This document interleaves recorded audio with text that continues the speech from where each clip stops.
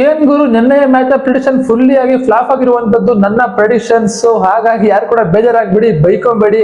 So ಹೇಳ್ಬಹುದು ಇಂಥವ್ರು ಆಡ್ಬಹುದು, ಇಂಥ ಟೀಮ್ ವಿನ್ ಆಗ್ಬಹುದು ಅಂತ. ಬಟ್ ಅವ್ರದೇ ಪಿಚ್ ಅಲ್ಲಿ ಅಷ್ಟೆಲ್ಲ ಸ್ಕೋರ್ ಕೊಟ್ಬಿಟ್ಟು ಸೋತ್ರು ಅಂದಾಗ ನಾವು ಕೂಡ ಪ್ರಿಡಿಕ್ಷನ್ ಕೊಟ್ಬಿಟ್ಟು ಏನ್ ಮಾಡ್ಲಿಕ್ಕೆ ಆಗಲ್ಲ. ನಿನ್ನೆಯ ಮ್ಯಾಚ್ ನ ವಿಷಯಕ್ಕೆ ಬಂದ್ರೆ ಗುರು, ಡೆಲ್ಲಿಗೆ ಪ್ಲಸ್ ಪಾಯಿಂಟ್. ಡೆಲ್ಲಿ ಅಂತ ಹೇಳಿದ್ರೆ ಮಿಚೆಲ್ ಸ್ಟಾರ್ಕ್ ಅವ್ರು ಏನಿದ್ದಾರೆ ಡೆಲ್ಲಿ ಟೀಮ್ಗೆ ಮರಳಿ ಬಂದದ್ದು. ಸೊ ವಾಪಸ್ ಬಂದಿದ್ದಾರೆ ಸೊ ಡೆಲ್ಲಿ ಟೀಮ್ಗೆ. ಸೊ ಅವ್ರದ್ದು ಬೌಲಿಂಗ್ ಅಲ್ಲಿ ಸ್ವಲ್ಪ ಪ್ಲಸ್ ಪಾಯಿಂಟ್ ಆಯ್ತು ಡೆಲ್ಲಿಗೆ. ಸೊ ಹಾಗಾಗಿ ಮೊದಲನೇ ಓವರ್ ಅಲ್ಲೇ ಜೇಸ್ವಾಲ್ ಅವರ ವಿಕೆಟ್ ಕೂಡ ತಗೊಂಡ್ರು ಅವರು, ಸ್ಟಾರ್ಕ್ ಅವರು. ಸೊ ಎರಡನೇ ಓವರ್ ಸೂರ್ಯವಂಶಿ ಅವರು ಕೂಡ ಜೇಮಿಸನ್ ಅವರಿಗೆ ಈಸಿಯಾಗಿ ಬೋಲ್ಡ್ ಆಗ್ಬಿಟ್ಟು ಹೋಗ್ಬಿಟ್ರು. ಸೊ ಇಬ್ರು ಕೂಡ ಫ್ಲಾಪ್. ನಾನು ಅಲ್ಲೇ ಫಿಕ್ಸ್ ಆಗ್ಬಿಟ್ಟೆ, ನನ್ನ ಪ್ರಿಡಿಕ್ಷನ್ ಫುಲ್ ಫ್ಲಾಪ್ ಅಂದ್ಬಿಟ್ಟು. ಸೊ ಆದ್ರೂ ಕೂಡ ಸ್ವಲ್ಪ ಹೋಪ್ ಇತ್ತು. ನಿನ್ನೆ ಕ್ಯಾಪ್ಟನ್ ಆಟ ಆಡಿದ್ದು ಗುರು ರಿಯಾನ್ ಪರಾಗ್ ಅವರು. ಬೇರೆ ಮ್ಯಾಚ್ ಅಲ್ಲಿ ಅಷ್ಟು ಕಷ್ಟ ಆಡಿದ್ರು ಕೂಡ ನಿನ್ನೆ ಮ್ಯಾಚ್ ಅಲ್ಲಿ 90 ಸ್ಕೋರ್ ಅನ್ನ ಮಾಡಿದ್ರು, ಅದು ಕೂಡ ಡೆಲ್ಲಿ ಅಗೇನ್ಸ್ಟ್ ತಮ್ಮ ಹೋಮ್ ಗ್ರೌಂಡ್ ಅಲ್ಲಿ. ಸೊ ಫೈನಲ್ ಆಗಿ ಬಂತು ಕೂಡ 220+ ರನ್ ಈಸಿಯಾಗಿ ಡಿಫೆಂಡಿಂಗ್ ಮಾಡ್ಕೊಂತಾರೆ, ಡೆಲ್ಲಿ ಅಗೇನ್ಸ್ಟ್ ಗೆಲ್ತಾರೆ ಅಂತ ಅನ್ಕೊಂಡಿದ್ರು ರಾಜಸ್ಥಾನ್ ಅವರು. ಬಟ್ ನಿನ್ನೆ ಆಗಿದ್ದೆ ಫುಲ್ಲಿ ಉಲ್ಟಾ ಗುರು, ಪ್ರಿಡಿಕ್ಷನ್ ಅನ್ಪ್ರಿಡಿಕ್ಷನ್ ಆಗ್ಬಿಟ್ಟು ನಿನ್ನೆ ಮಾತ್ರ.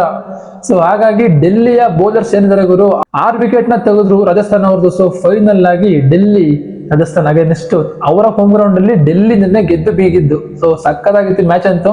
ಬಟ್ ಖುಷಿ ಆಯ್ತು. ಬಟ್ ಪ್ರಿಡಿಕ್ಷನ್ ಒಂದ್ ಕಡೆ ತಪ್ಪಾಯ್ತು ಅಂತ ಬೇಜಾರಿಗಿಂತ ನಿನ್ನೆ ಮ್ಯಾಚ್ ಸಕ್ಕದಾಗಿತ್ತು ಗುರು. KL ಜೇಮಿಸನ್ ಏನ್ ಗುರು ಅವ್ರದ್ದು ಅಗ್ರೆಷನ್. ನಿನ್ನೆ ಸೂರ್ಯವಂಶಿ ಔಟ್ ಆದ್ಮೇಲೆ ಅಲ್ಲೇ ಗೊತ್ತಾಗುತ್ತೆ ಬೌಲರ್ಸ್ ಗಳ ಫ್ರಸ್ಟ್ರೇಷನ್ ಯಾವ ರೀತಿ ಇರಬಹುದು. ಅದು ಕೂಡ ಸೂರ್ಯವಂಶಿ ಅವ್ರ ಅಗೇನ್ಸ್ಟ್ ಅನ್ಬಿಟ್ಟು ಗುರು.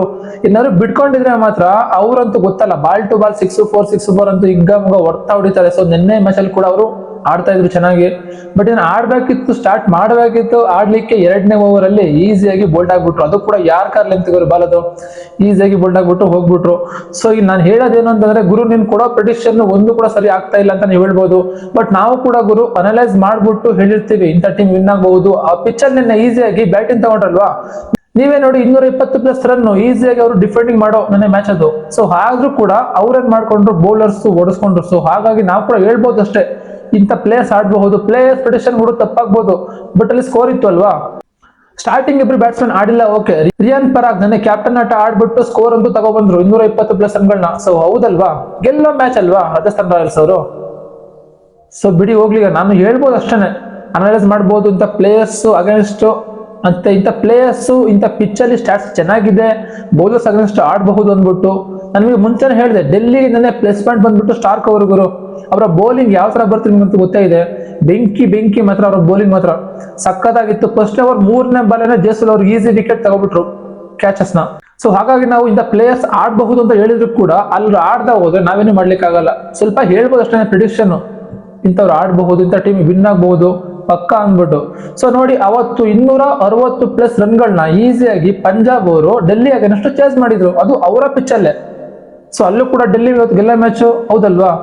ಆದ್ರೆ ಅವ್ರದ್ದು ಬೌಲಿಂಗ್ ಫಾಲ್ಟ್ ಡೆಲ್ಲಿ ಅವರು. ಸೊ ನಿನ್ನೆನೂ ಅದೇ ರೀತಿ ಆಗಿದ್ದು, 220+ ರನ್ಗಳನ್ನ ಈಸಿಯಾಗಿ ಡಿಫೆಂಡ್ ಮಾಡ್ಕೊಬಿಟ್ಟು ಗೆಲ್ಲೋ ಮ್ಯಾಚ್ ರಾಜಸ್ಥಾನ್ ರಾಯಲ್ಸ್ ಅವರು. ಆದ್ರೂ ಕೂಡ ಡೆಲ್ಲಿ ಅಗೇನ್ಸ್ಟ್ ಸೋತ್ಬಿಟ್ರು. ಬಟ್ ನಾವಿಲ್ಲಿ ಹೇಳ್ಬೋದು ಅಷ್ಟೇನೆ. ಸೊ ನಿನ್ನೆಯ ಮ್ಯಾಚ್ ನಿಮಗೆ ಹೇಗೆ ಅನಿಸ್ತು ಅಂದ್ಬಿಟ್ಟು ಕಾಮೆಂಟ್ ಬಾಕ್ಸ್ ಅಲ್ಲಿ ಕಾಮೆಂಟ್ ಮಾಡಿ ಅಂತ ಹೇಳ್ತಾ, ನೆಕ್ಸ್ಟ್ ವಿಡಿಯೋದಲ್ಲಿ ಪ್ರಿವ್ಯೂ ವಿಡಿಯೋದಲ್ಲಿ ಸಿಗ್ತೀನಿ ಗುರು. ಈ ವಿಡಿಯೋಗೆ ಮುಗಿಸ್ತಾ ಇದ್ದೀನಿ. ಸೊ ಎಲ್ಲರೂ ಸಬ್ಸ್ಕ್ರೈಬ್ ಮಾಡಿ ಸಪೋರ್ಟ್ ಮಾಡಿ ಅಂತ ಹೇಳ್ತಾ, ಇವನ್ ಸಪೋರ್ಟ್ ಮಾಡಿದ ಗುರು ನಮಗೂ ಕೂಡ ಮುಂದೆ ಒಳ್ಳೆ ವಿಡಿಯೋನ ಮಾಡ್ಲಿಕ್ಕೆ ಹೆಲ್ಪ್ ಆಗುತ್ತೆ ಅಂತ ಹೇಳ್ತಾ, thank you for watching and bye.